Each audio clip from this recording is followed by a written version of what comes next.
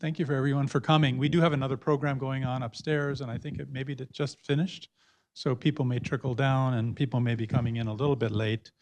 I'm really excited for this program tonight. As you may know, my name's Mark Barnico. I'm the executive director of the campus here. I wanted to also point out that our faculty director for this campus, Ken Pomerantz, famous modern China historian, is here as well. He's gotten out of the cold in Chicago, where it's about, I don't know, 16 degrees, minus 16 degrees Celsius. So welcome, Ken.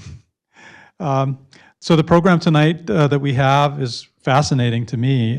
It's called The One and Many Silk Roads, The Art of Imagining a Common Future. And we have Professor Richard Payne, who's an associate professor of history, Near Eastern languages and civilizations from the University of Chicago here tonight. Please welcome Professor Payne. He's a historian of Iranian world and late antiquity. His research focuses primarily on the dynamics of Iranian imperialism, specifically how Iranian empire successfully integrated socially, culturally, and geographically disparate populations from Arabia and Afghanistan into enduring political networks and institutions, which we were just talking about. So this is the first of a series of 3 programs that we're going to be holding throughout the rest of this year, I believe, Richard, is that correct? So we're really excited to launch this program series this evening with the support of the Neubauer Collegium at the University of Chicago, which we're excited to be working with as well in partnership with this program. So I'd like to turn it over to Professor Payne to introduce his guests and get the program started.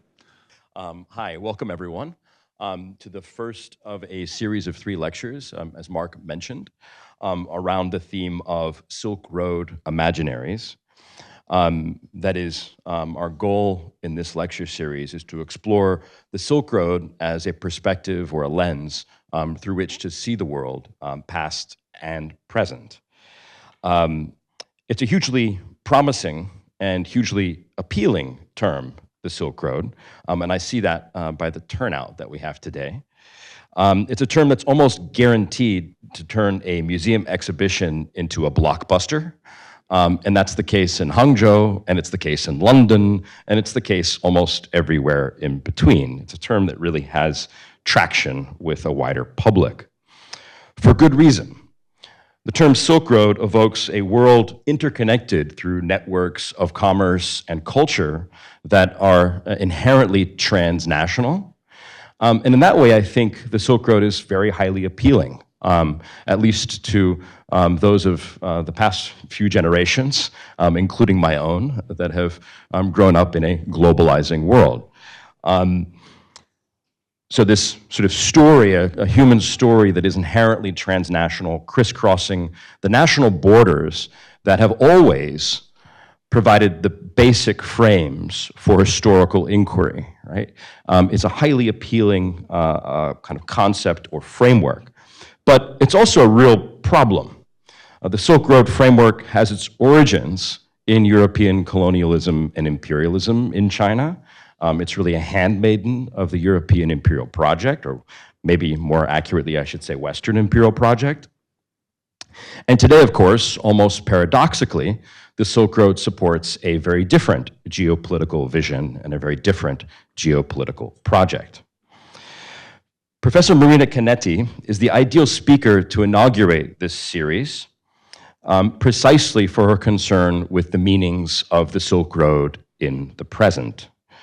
A professor of public policy at the National University of Singapore, she conducts pioneering research on how contemporary reimaginings of the Silk Road have real-world, palpable effects for migrants working on Belt and Road infrastructural projects around the world, or for states and communities that are reorganizing their cultural heritage to define their place in a Silk Road world, to name only a couple of examples from her work. She reminds ancient historians, like myself, that whenever we speak even of a distant past in terms of the Silk Road, we're participating in a discourse that is hugely significant for the present and for the future. In conversation with Marina, we are lucky to host Professor Enze of the University of Hong Kong, an eminent scholar of the complexities of China's relationship with Southeast Asia, and appropriately enough, of contemporary questions of national identity in a supposedly transnational age. Let me just take a few moments to say a couple of words about the events that we're planning for the rest of the year, which are not yet, for which I do not yet have precise dates, but I'm working on that and hope to circulate a calendar of events very shortly. The two lectures that we have scheduled will concern pre-modern communities, ancient and medieval communities, and how they imagine their participation in transcontinental or trans-Asian networks of commerce and culture. Hugh Kennedy of the University of London and Tansen Sen of NYU Shanghai will consider how ancient intellectuals, political leaders, entrepreneurs, and consumers self-consciously understood themselves as part of so-called Silk Road phenomena. And those events will be in the spring and in the autumn. And again, I will circulate more details soon. I'd like to thank very briefly the Hong Kong Center and Mark in particular for the support of the project this year, as well as the Neubauer Collegium, which initially supported Silk Road Imaginaries in the last academic year, and has chosen to extend our support to do something which is a little experimental, which is hosting a collaboration between the Neubauer and the Hong Kong Center. And I think this is really a fortuitous and kind of ideal synergy of two places, two components of the university or institutions within the university that focus precisely on supporting interdisciplinary inquiry that crosses the usual boundaries. So thanks to the Neubauer Collegium and to the center here in Hong Kong for the support for the venture. And please join me in welcoming Marina Kaneti.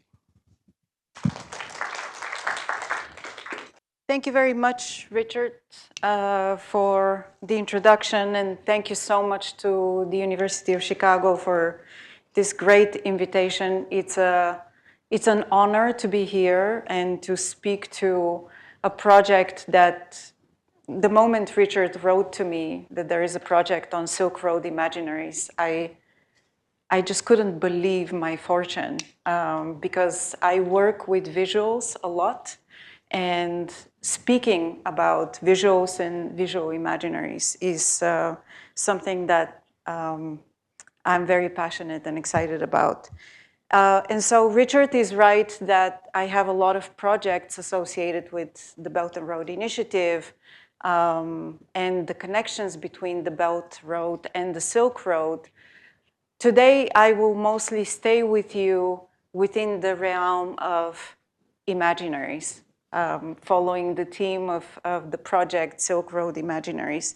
And part of the reason and motivation of the talk, I have to admit, happened before certain elections in the world. But as we all know, and probably all of you have heard, this expression that political leaders lack imagination. It is repeated constantly, particularly when there are political crises happening in the world. And so I want to tease out with you, or for you, what kind of imaginaries are brought up to us from the Silk Road, and how these imaginaries are then used to develop an idea of a common future. And I will get to the common future a little bit later in the talk. Some of you are very familiar with that expression and know exactly where it comes from. But anyway, how does imagining a common future works in the context of the Silk Road and the new Silk Road for the 21st century? So for this talk, I will start by introducing the political idea of Silk Road imaginaries and highlighting a central paradox. If there are competing imaginaries of the Silk Road, and earlier in the room, people were debating whether Iranian Silk Road or Chinese Silk Road or, I don't know, Indonesian Silk Road comes first. So if there are competing imaginaries of the Silk Road, how can they be put in together to construct a common vision of the future? And I will answer this question by using an example of a museum exhibit which happened in China in 2019, in Beijing in 2019. And I will conclude the talk by returning to this notion of political imagination and why it is important for us. So why the art of imagining a common future, and what does a common future have to do with all of this and with the Silk Road?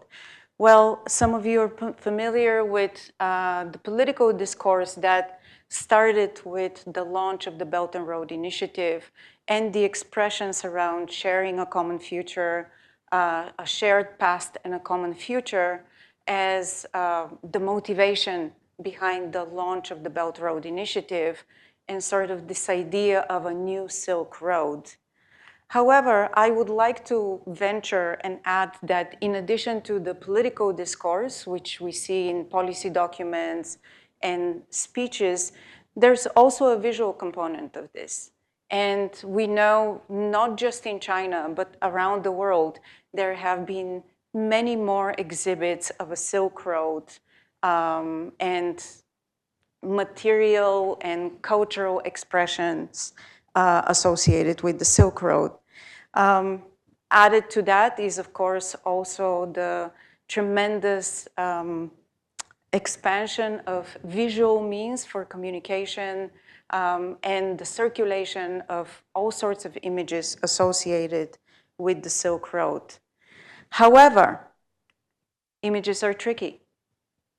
Some of us see one thing, some of us see another thing. Can be a duck rabbit, it can be a duck, can be a rabbit. And at the end of the day, we don't necessarily agree on what we are seeing, even when we're looking at the same thing.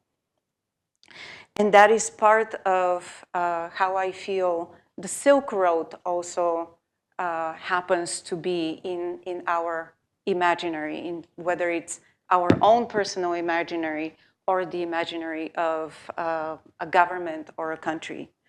So let me give you some examples. For some people, when they hear Silk Road, they think of Richthofen and the 19th century version of a map that expresses what the Silk Road looks like. For some other people, the Silk Road is Marco Polo going from Europe, from Italy into China. Other people will say, well, no, it's a museum exhibit, whether it's in London or some other part of the world. And of course, a lot of times, at least in my field work, when I've been to China, there's always this conversation of a Silk Road pre-Richthofen and after him.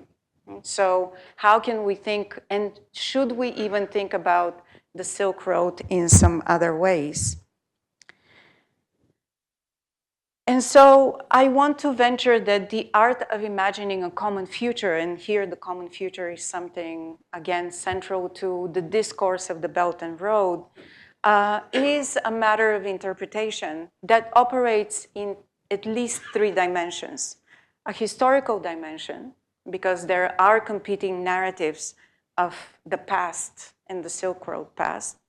It's there is an ideological dimension, because every time China says a Silk Road that starts in China and is a way for China to connect to the rest of the world, people start thinking about China's global dominance, China's tributary system, and China's imposition on other civilization. And so that's a lot of the discourse that comes also from the United States.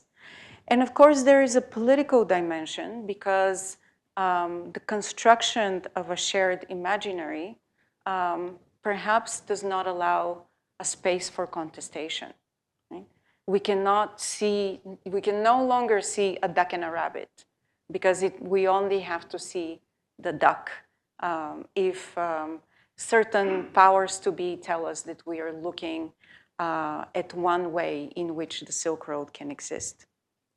So let me kind of unpack this a little bit, take you away from the abstractions and high political thinking into the politics of seeing, just so that you can understand why am I so adamant about the imagination and the visual. So first of all, you know that when the Belt and Road Initiative was launched, there were thousands of different maps that appeared around the world as to what exactly the Belt Road will be and will look like. And a lot of it resembled some version of a Silk Road. So this particular image is from the Wall Street Journal and was circulated around sort of as an expression of what the Belt Road will be and how it is representing kind of a new Silk Road, right? So a combination of the past and the present and potentially the future. Now, for some of you looking at this, you might have a lot of questions, such as, why is Calcutta one of the connections? Actually, I went around and asked many people, why is Calcutta on this map? Nobody had a good answer. If you do have an answer, please let me know. I will take it as an interpretation. But right, so this is one way of seeing what is happening both as a Silk Road and as a new Silk Road, 21st century Silk Road. Then there's the UNESCO version of a Silk Road. And this version doesn't so much speak to the Belt Road Initiative, but definitely, again, positions certain political influences and interests as part of this map. So something that's really important that you didn't see on the previous map is the role of Japan. Why Japan is there? Because actually the first, particularly the maritime version of the Silk Road, was associated with Japan. Japan was definitely the champion of the Silk Road and the maritime Silk Road. So the claim of the Japanese influence on the Silk Road is very visible here. Again, you might have many questions. Why are there so many connections in Southeast Asia without any nodal focus points being in Southeast Asia, actually? And so how does it happen that all the cities on this map happen to be either Japan, China, and Madras this time? Calcutta is not so visible. But most of it is, again, in Central Asia, let's say, or sort of continental road. Right? So another version of this imaginary of what we're seeing. If we move away from maps, we can then get into some other interesting ideas of what the imaginary of the past and present and future connections are. This particular image comes from the Maritime Museum in Shanghai, and it shows you how much bigger the fleet of the Chinese Admiral, Ming Dynasty Chinese Admiral Zheng was compared to the follow-up expeditions by Europeans in the later centuries. Again, you might have many questions about this, but again, this is another version, another interpretation of how we need to think of the past and what's happening in the past. This is one image of Zheng again from the Shanghai Maritime Museum. And the claim that now comes with the Zheng story, that he was mostly a diplomat, he was not a military person, and there are various objects associated with his travels that show how much of a diplomatic was his mission. Later, when Tansen talks to you later in, I don't know, in a few months, he will provide a different story about Zheng and to what extent we can perhaps think about him differently, not just as a diplomat. I will not steal his thunder here. I have to say that Hong Kong had its own version of a Zheng story. just saying. Don't know if it's still there. I took these pictures a few years ago in the Hong Kong Maritime Museum. But again, the Zhenghe narrative is very present as part of this idea of past Silk Roads. But it's not just China, right? So China has a narrative of the past, and other countries picked up this idea of a maritime past, for example, to try to create their own versions of it. So Indonesia, of course, does not want to have a Silk Road. They named their past interactions a spice route. And that program is going pretty well.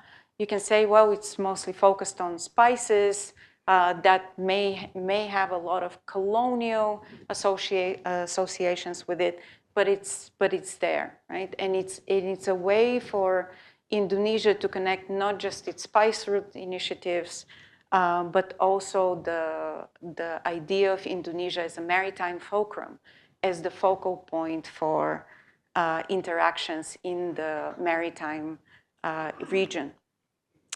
I already mentioned Japan. Japan insists on being the end or beginning of the Silk Roads, depending on how you look at it, in order to showcase the extent to which it's a critical nodal point of these exchanges. There's, of course, also India with Project Mawsum, depending on the year and the government interest. Project Mawsum actually means monsoon. Right? So the claim here is not so much of trading commodities only, but also how a lot of the interactions were driven by natural events. But again, another version of thinking of how the past matters. Whether we want to call it a Silk Road or something else, these are the type of exchanges that have occurred. And of course, because I sit in Singapore, I cannot help myself, especially when I can talk about Singapore outside Singapore. So Singapore also tries to develop its own vision of how they have positioned along the maritime Silk routes. They do take the Silk Road name, thanks to a probably very well-known historian, John Miksic, who writes about the Silk Roads and Singapore's role in that. So how do we make sense of all these different claims? And is it really possible to put all of these together? And there are many, right? I didn't talk about Malaysia, I didn't talk about Thailand, Cambodia, did not talk about Central Asia, but they're there. Everybody has their own claim about the past. Is it possible to put all of these together so that you can say that we share a past, hence we can share a future? Right? It is a type of a political imagination that is very strategic in a way, but is it really possible? Or is this just a paradox that is entirely not feasible? It's not something that can be accomplished. There is no way that you can put all of these things together. So I would venture to say that it is possible, and I will give you one example, as I mentioned, from an exhibit that happened in 2019, and it happened coinciding with the second Belt and Road Forum, so it was very strategically timed around the Belt and Road. Conveniently for me, the exhibit was called Sharing a Common Future, and featured 13 museums. So collectively, the museums came together to create this vision of a shared past and common future. And I'll talk a little bit about who are the participants in just a second. But before that, again, another expression of what a shared past and common future mean. You can say that they were a little bit ahead of time in thinking of what the world looks like. This is not, I didn't do anything with the visual, but look at the map and what the exhibit curators thought the world should be looking like. some parts of the world are missing. Okay, so sharing a common future. Basically, as the museum director says, is a way of showcasing the breadth and depth of integration, mutual learning, collision of science and art amongst countries along the Silk Road, right? So the answer is yes, it is possible, right? According to this exhibit, it is possible to put together these different claims and to develop an idea of a shared future. Of course, there's a little bit of a teleological trajectory here, historical inevitability of creating a common future together. So does this mean that this exhibit is just another representation of China's dominance over the rest of the world? Right? Something that I shared with you is a very big concern in how China comes across as this idea of a shared past. You could definitely see this version of the exhibit. Right? So there were maps that were showing the centrality of China. This particular map shows the expansion of the Qing dynasty in the Western regions. Whether or not this is a Silk Road, that's a different question, but kind of very central representation of China's expansion into the Western provinces. Or atlas showing the different populations around the world that bring in tributaries to the Chinese emperor. Again, you might say this is not exactly the Silk Road, but again, this is what was exhibited there by the Chinese participant, the Chinese museum participating as part of the exhibit. And there were also, so from the other participants in the museum, whether it's from Poland or from Russia or from Slovenia, there was a lot of representation of the Chinese influence on other civilizations, right? So this idea of China as civilizational influence was definitely part of the exhibit. But does this lead to a shared past? Would the 13 museums agree to this vision of a shared past? So I've talked to you a lot about visuals, but it's important to also think about discursively whether there was some idea of a shared past. And conveniently enough, every museum that was part of the exhibit had a statement of why they are participating and how they're connected to this exhibit. And so each and every museum had their own statement. So just a thought experiment, right? You have the National Museum of China, you have Russia, you have Mongolia, you have Romania, Slovenia, Poland, Latvia, Cambodia, Oman, Korea, Japan, Tajikistan, and Kazakhstan. What is your sense of, did everybody agree to a shared past? And who do you think, right, in their statements might have objected? Any ideas? Enze, what do you think?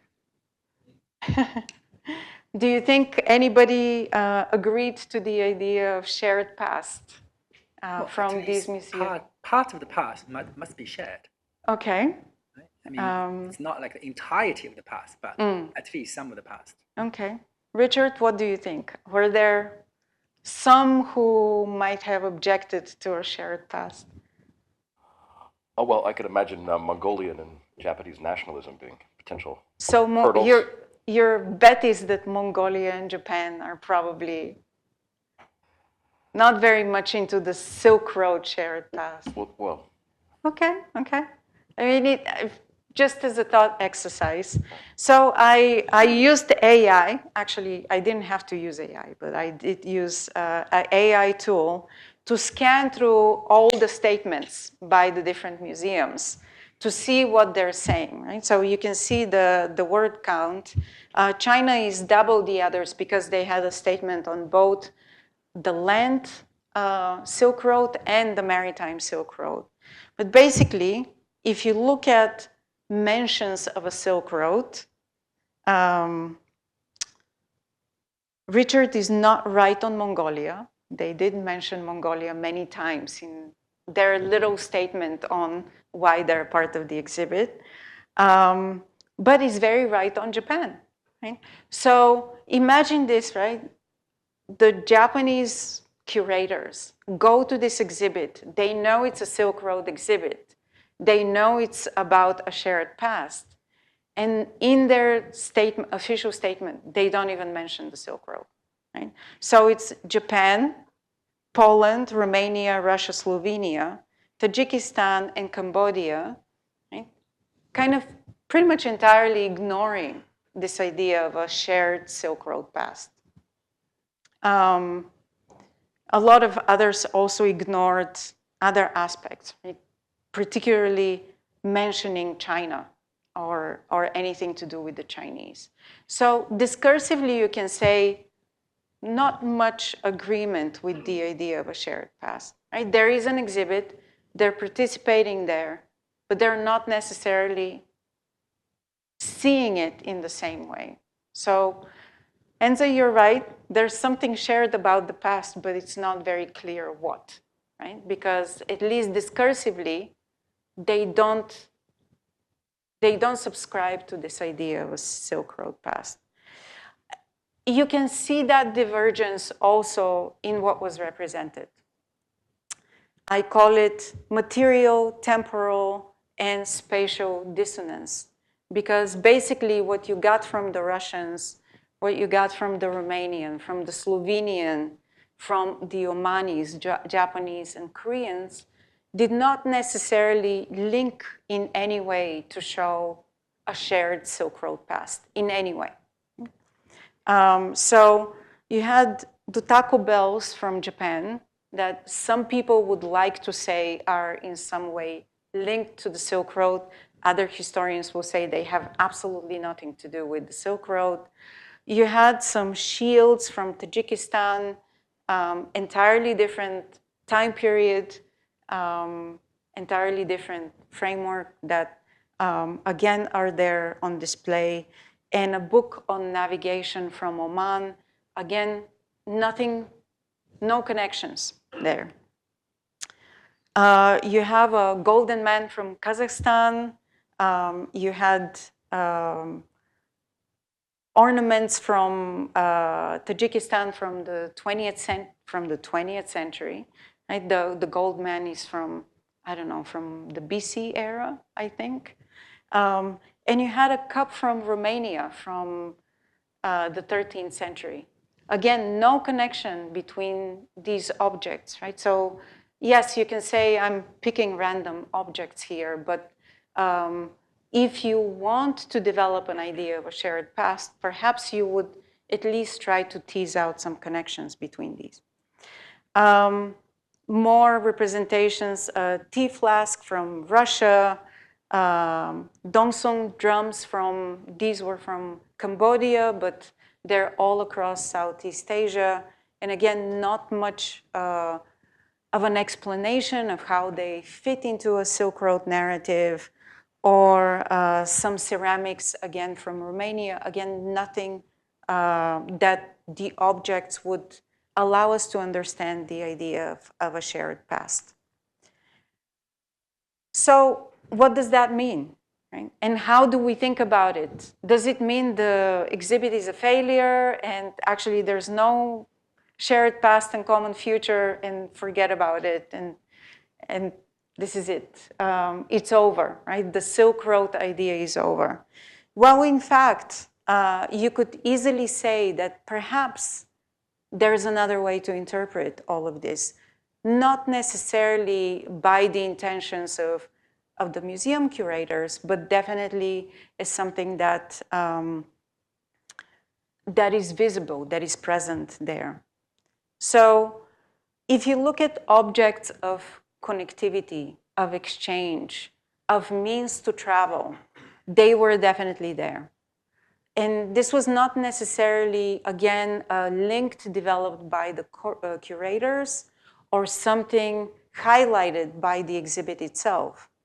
But if you wanted to see the objects of exchange, of connectivity, of ways to enhance travel, which would be the representation from the book here, which speaks of the story of Mazu, and most of you here are familiar with Mazu, then you could have easily seen this. And the interesting thing about all of these objects was that they could be from anywhere.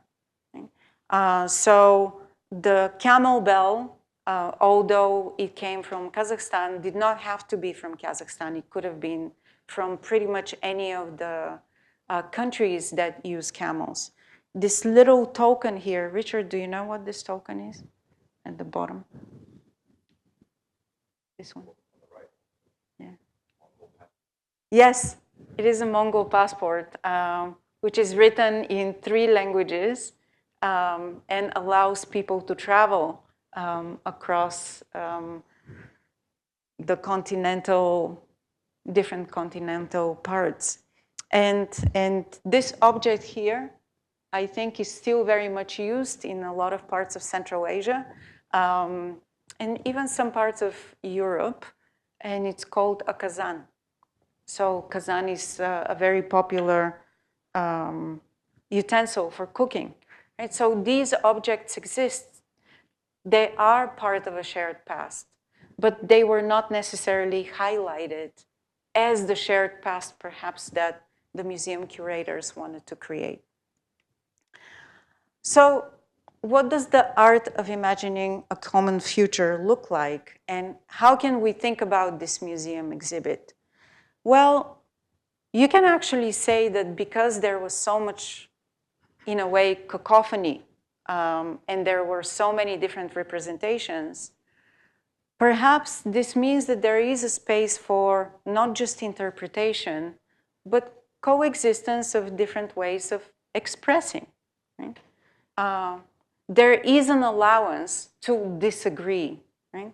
Japan not mentioning the Silk Road, Russia not mentioning the Silk Road.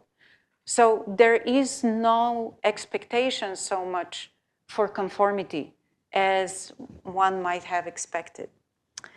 You can also say that there is an urge or possibility for relational awareness, awareness of what else is there, an attempt to get people to think collectively of how a shared past might look like, rather than having this shared past imposed by the museum, by the curators directly.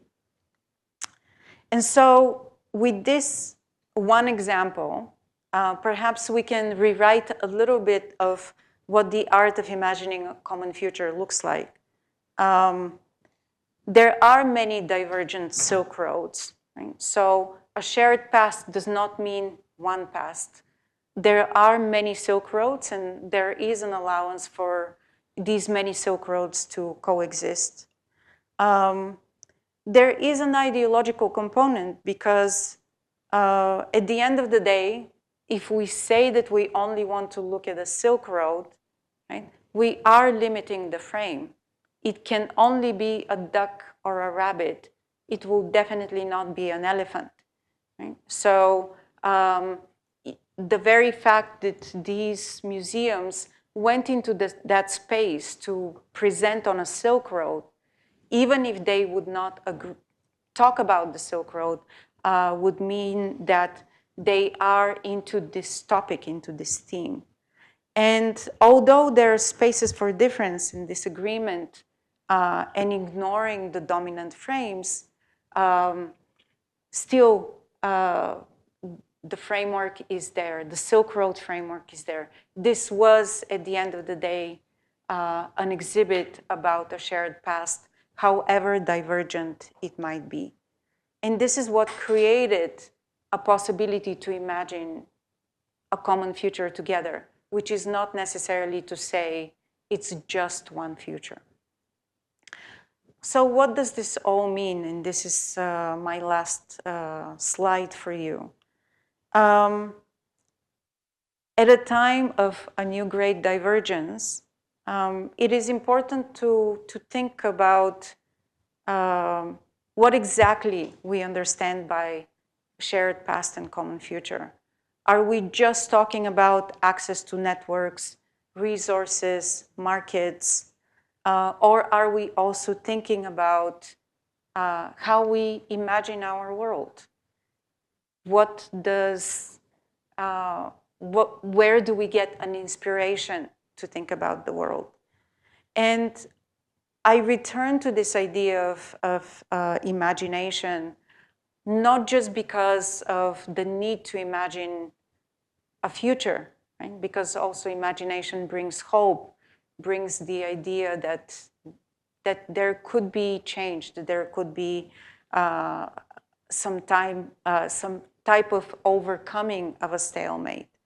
But also because the battle for political influence is not just a battle over narratives. It's also a battle of what we allow people to see, and most importantly, of whether or not there's space for interpretation, whether or not there's a space for different opinions and for different views. So thank you very much. And as a last kind of pitch here, a lot of what I shared with you today appears in this book that was just published. It's an edited volume by Oxford University Press. Don't have a physical copy of it yet, but it's Seeing China's Belt and Road. Feel free to look for it in libraries or purchase it. And if you're interested in the type of field work and more of the images that I have from all of my field trips, you can look at the visual archives of Silk and Spice Routes or at my YouTube channel. Thank you very much again.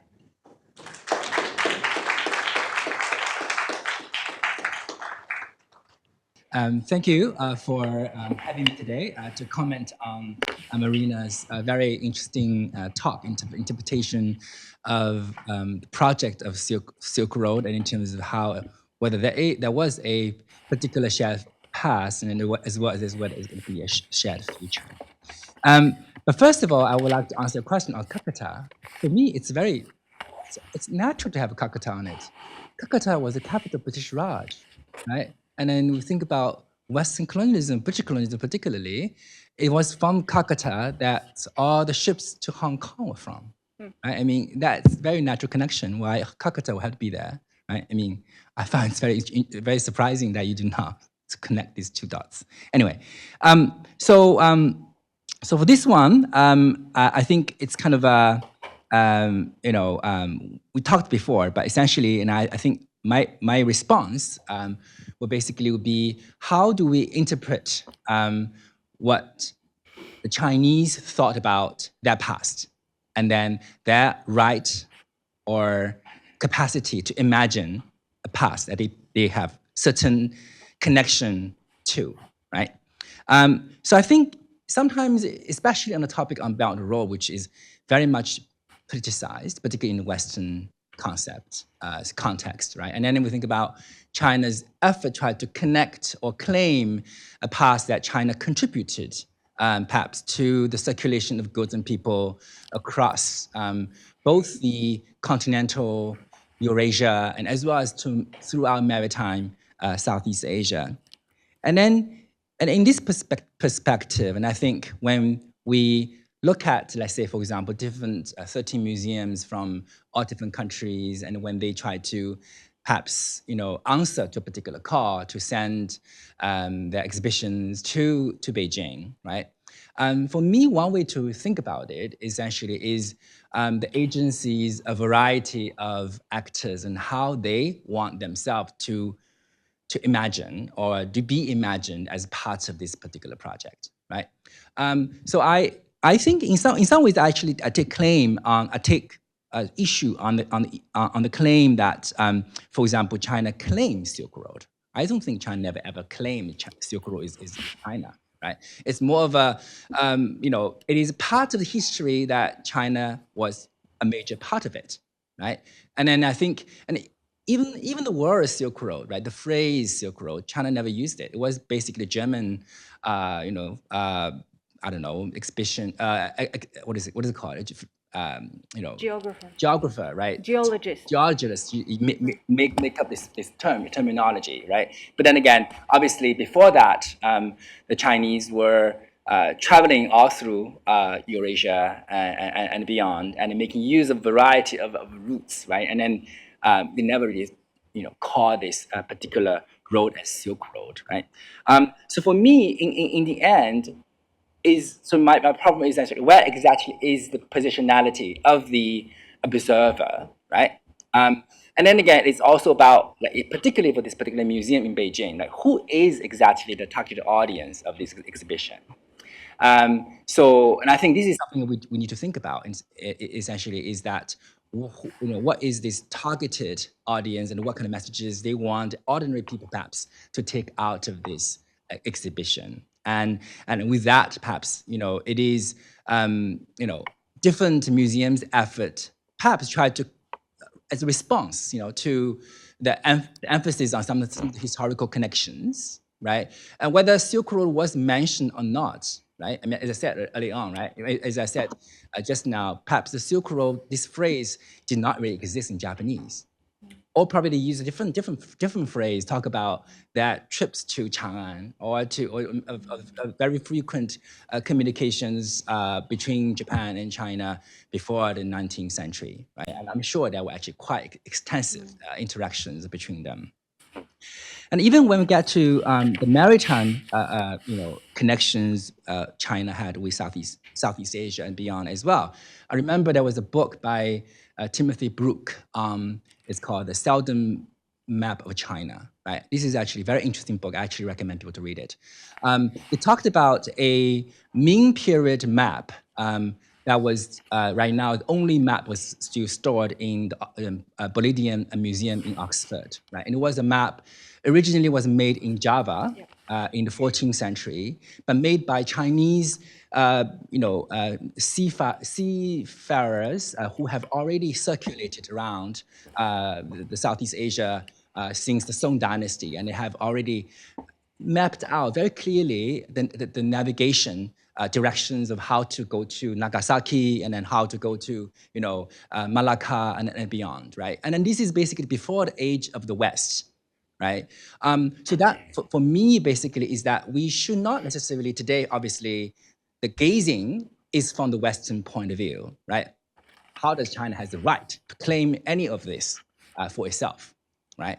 But then again, at a time of history, let's say if you imagine yourself as a person sitting in Chang'an in the 6th century, right? Obviously, that was the worldview that person lived in, right? And that's why I'm saying we should give credence as well agency to the people at the particular location who try to imagine a world a part of it, rather than judging them from outside, saying that whether you have a right or entitlement or anything to things like that. So for me, I think in the end, I will conclude. When we think about interpretation of history, right, or exhibition of a museum, but at the end of the day, right, interpretation is all at the eyes of the beholder, right? It basically is from the perspective of each person. It is certainly interesting to interpret from a particular perspective, right? But then again, I would say perhaps it is not necessarily easy perhaps to try to impose a particular interpretation on things, right? So I think perhaps on a exhibition on a shared past, and as I said earlier on, you asked me about whether there is a shared past, right? My response perhaps is basically that perhaps that some part of it was shared, right? And then there was not necessarily a claim that we share everything, right? And I think that are quite big difference between these two claims. Thank you.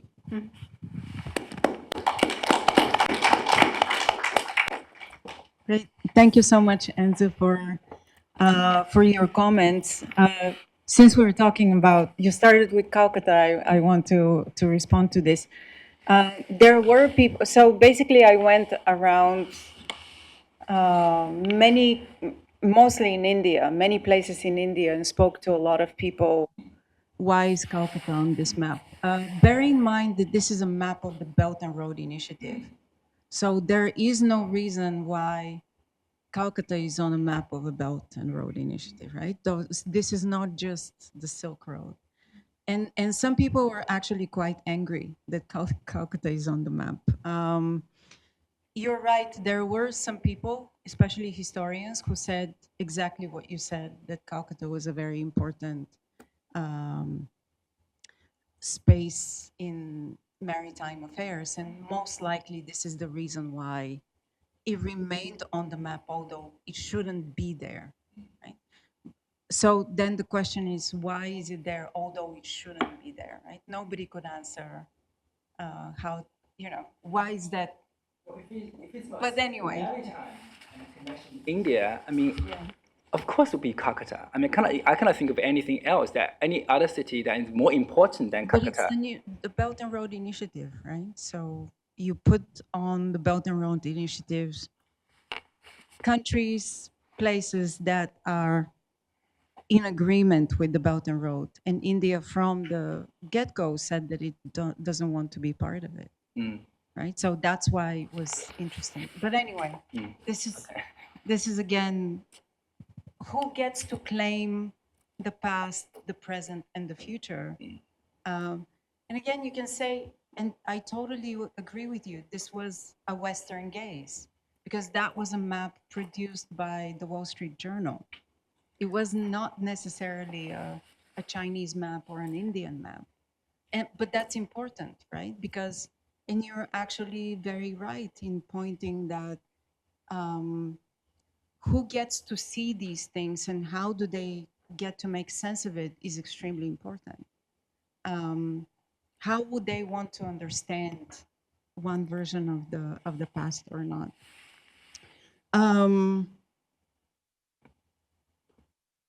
And just the other, because I want to open it up for questions, which I think is far more important than me continuing talking. Just the other response that I would like to have to what you said is that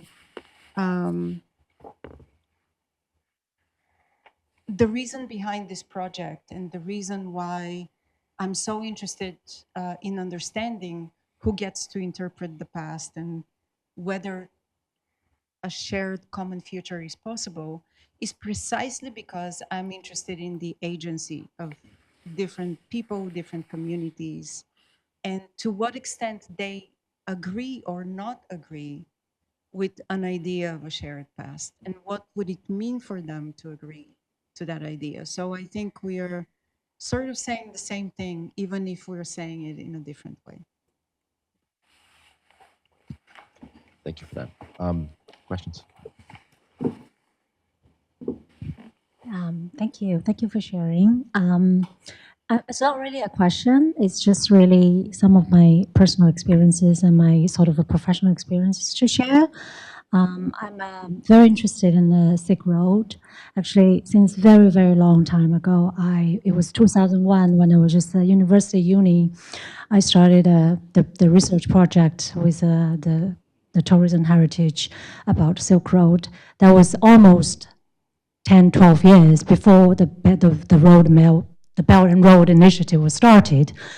So back then, really to looking at things through the heritage and communities and the humanities perspectives, particularly living in Xiamen and Quanzhou, and looking at the starting part of the Silk Road, particularly with the tea culture, I think that perspective of the past has a tremendous influence on how I see Silk Road.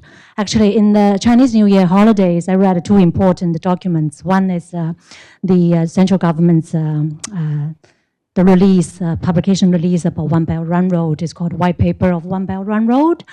And also read about Peter Frankson's The Silk Roads from the Oxford University.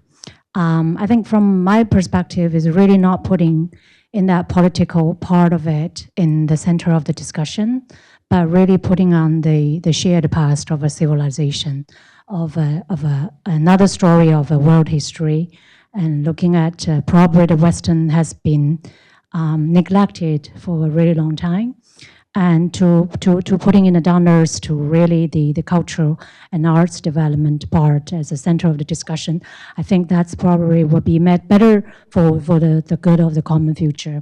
And plus I'm running in arts and community-centric creativities in Hong Kong and looking at what is really a common good for the future of the East and the West. And I hope that really to appreciate the diverse discussion here and to bring a new different perspectives to Hong Kong through these initiatives. Thank you. Well, first of all, thank you for flagging up the multiplicity of the Silk Roads, and also the flagging upon the past and the future. Professor just now highlighted the role of Hong Kong, but let's not forget Macau, because when I mentioned Macau, the Portuguese were here long before the British. And of course, Portugal, being a maritime power in those days, have a lot of trade and connections with this part of the world. Of course, you're talking about Spain, but Spain is more interested in South America. Right. So that's the past. My question is what's the state of research on the interconnectivity or connections between the Portugal's maritime trade or connections with the ancient Silk Road? So that's the past. The future, well, let's not forget now, we're talking about the Arctic Silk Road and the digital Silk Road, particularly artificial intelligence. So again, is there any research starting on the, because the Arctic Silk Road encompasses many countries, even though China is not an Arctic nation, but still has a seat in the Arctic Council. Because there are a lot of geopolitics involved there, and also interconnectivity, not to mention ecology and all that. So again, the overall question is that what is the state of research in the past and in the future? Past in connection with the European powers, colonial powers, especially in this part of the world. And in the future, Arctic Silk Road and the digital Silk Road.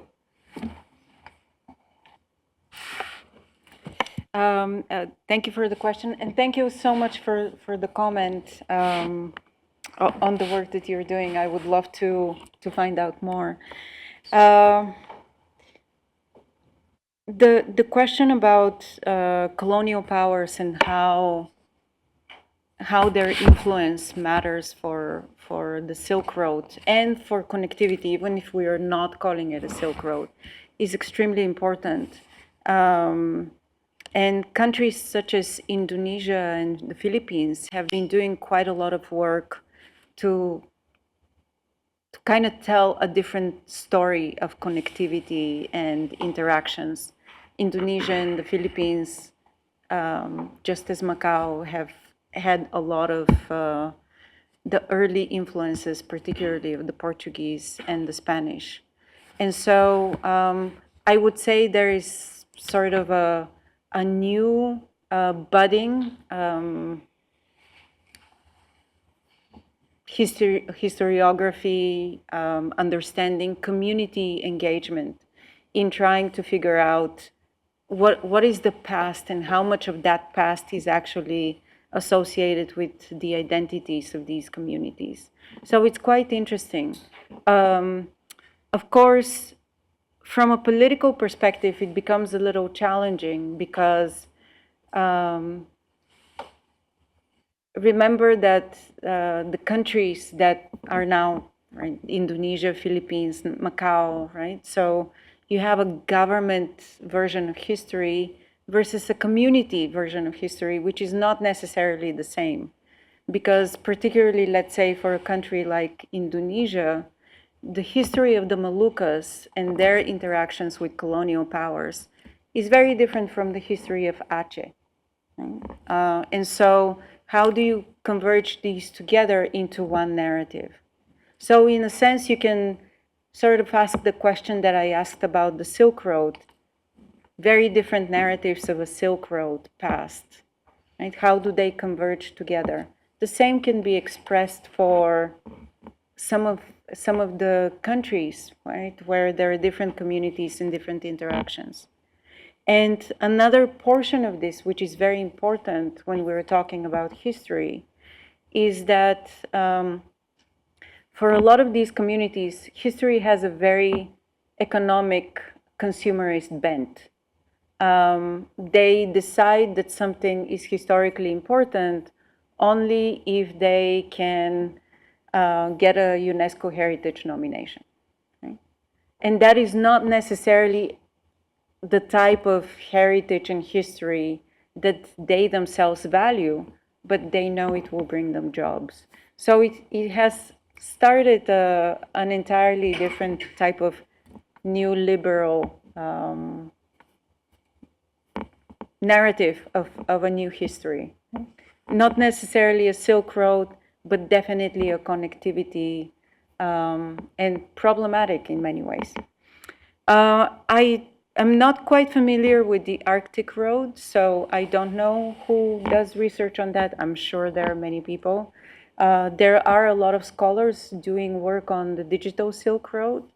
And one of the things that's interesting to me as part of that work is also the digitization of heritage.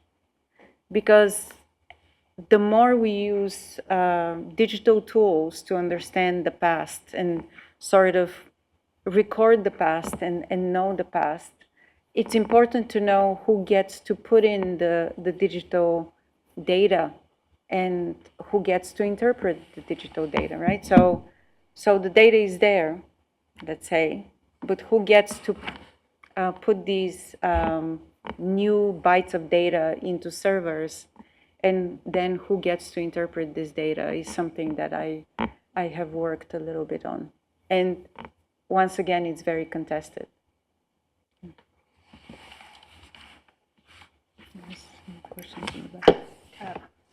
Thank you very much for the very brilliant talk. And I'm quite interested in the part about the discursive dissonance, the ways that different, say, political entities and nation states seeing or looking at the Silk Road. So my question is that, do you observe any, say, national, say, discursive dissonance within China? So the Silk Road was kind of nominated as World Heritage in 2014, and the Maritime Silk Road is a discourse that was quite lately formed, although Japanese scholars kind of, say, raised this idea in 1950s. And actually, they raised the three routes: steppe routes, oasis routes, and Maritime Silk Road. So eventually, we don't see the steppe route in the national narrative of Chinese government. And is there any, say, anything changed between, say, the Silk Road narrative and the Maritime Silk Roads? And if there are some changes, what are they, and why maybe the causes of such changes? Thank you. Yeah. It's a very interesting question that I'm afraid I cannot speak to fully because I only know parts of this. But I'm smiling and I'm very excited about this question because in my own field work, what I try to understand is how, for example, in different parts of China, what is the story, what is the narrative about Zhenghe, the 15th century Ming dynasty admiral, who's now very much a national hero. And what is very interesting is that in some places, there's definitely a Zhenghe narrative, right? So you go to Shanghai, you go to the Maritime Museum in Shanghai. It's very much organized, and Zhenghe is very present there. But you go to Nanjing, where he supposedly launched most of his expeditions, or maybe not all of them, but most of them. And there isn't that much about him, right? Unless you dig for it. And so not so prominent. And then you go to Quanzhou, which was recently got its UNESCO Heritage Maritime nomination. There's nothing about Zhenghe. There's Ibn Battuta instead, right? And so, and then you go to Guangzhou, and again, Zhenghe is like a little tiny figure compared to all the other narratives about the past. So even within China, you can always find some discursive dissonance as what is important. Of course, if you go to Xi'an, you will not find anything about Zhenghe. Forget about it. Or if you go to Urumqi, right? But then you say, well, that's the land route, so of course there's nothing. But on the maritime kind of line, why is Zhenghe not everywhere, right? Why are people choosing to show a different story? Is once again because there's agency. Right? People identify and try to represent and talk to different narratives. And so when do narratives actually converge to create a common narrative is quite interesting and perplexing. We take two more questions. There was one in the back there. Okay, thanks for the very inspiring speech. May I share my experience as a Chinese who's grown up in Hong Kong about the Silk Road? When I was small, in late 1960s and early 70s, I studied Chinese history, and we seldom talk about Silk Road. We talk most about the 7 voyages of Chen Hua, about Matteo Ricci coming to China, and all along the emphasis is on trade between China and other parts of the world. And it comes to me that the term Silk Road is very contemporary, rather contemporary, brought up lately, perhaps not more than 20 decades. The emphasis. I don't know if that's the correct perception, but just what I have learned from the news, from my relatives in mainland China, the Silk Road is now not so much emphasized too. It's Belt and Road, and still the main emphasis is still whether the Chen Hua 7 voyages is about trade, the trade with other countries. The Silk Road also the trade with other countries. And Chen Hua especially, he has 7 voyages. He goes to the Southeast Asia and as far as to Madagascar, I think, because there are some relics there. And all the ships, all the vessels that they trade, they bring along silk, china, porcelain, tea, but China seems to earn most from silk and tea. And so they use the term when it first comes to my ears that they especially emphasize about Silk Road is that China wants to have more trade with other countries. But afterwards, especially in the nearer time nowadays, the more emphasis is on Belt and Road. The Belt and Road, right? There is the land road and the seabed, and so I don't think that China wants to preempt that it is the Silk Road, the only Silk Road. actually, as you've just mentioned, that the Silk Road is just coined lately, not by China, not mainly by China, and there are Silk routes, and there are Chinese voyages, and now the Belt and Road. So the term is changing, and the center is trade, in my eyes, as from my decades of years living in Hong Kong and sometimes in China. The main emphasis is on trade, not to preempt or specify what the Silk Road should be, but just to make to have good trade and to have partnership with other countries. That's what I wish to share. I just want to find out, have you looked at how media affect the impression of Silk Road? Like, for example, if you actually watch Netflix, they have an episode Marco Polo. I only talk about Silk Road in relation to China. So that would make a pretty, hard impression of people that actually doesn't study about the Silk Road, but they would think that Silk Road is actually China dominant, These are great questions, and some of this reminds me of what Enze was also saying.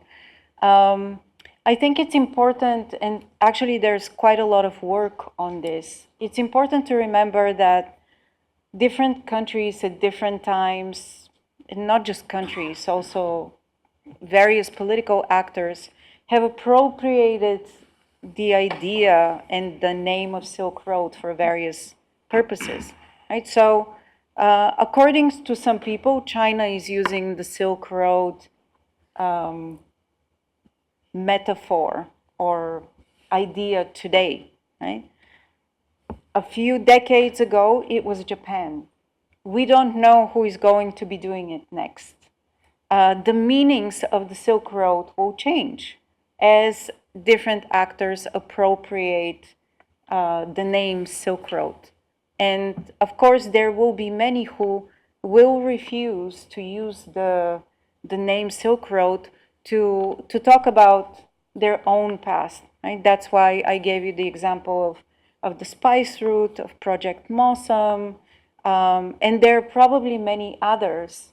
However, the idea is there, that there was some shared interaction, whether it's a trade, whether it's some type of exchange, that people were connected in various ways. The challenge becomes when you start digging deeper into what exactly does it mean to have trade, what exactly it means to be connected,